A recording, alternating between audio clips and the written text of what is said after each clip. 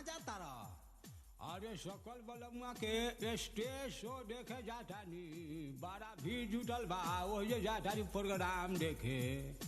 अच्छा ठीक बा बाबा, हमरो लेल चला। अच्छा ना मानबे तो चल।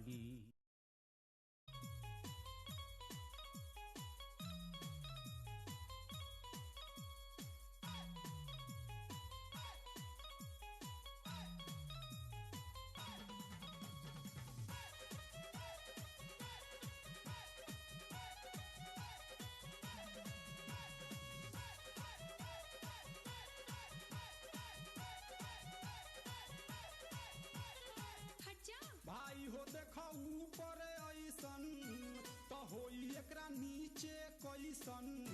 भाई हो देखा ऊपर ऐसन तो होई एकरा नीचे कैसन। हमारा बुझाला ई झकास ह, पातर पातर होठ लाली पॉप लागता, चोलिया में दूगो आलू चॉप लागता। आ एक नंबर माल जिला टॉप लागता, आ एक नंबर माल जिला टॉप लागता।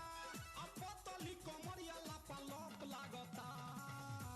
भाई हो देखा ऊपर ऐसन तो होई एकरा नीचे कैसन। हमारा बुझाला ई झकास ह।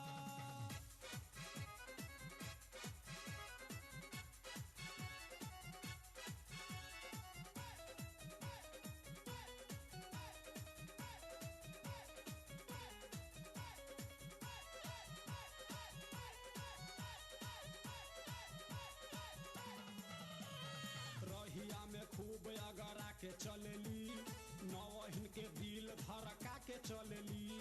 आ छोटे छोटे कपड़ा चढ़ा के चलेली, आ छोटे छोटे कपड़ा चढ़ा के चलेली। आ से कसी बदनिया देखा के चलेली। भाई हो देखा ऊपर ऐसन तो होई एकरा नीचे कैसन। हमारा बुझाला ई झकास ह।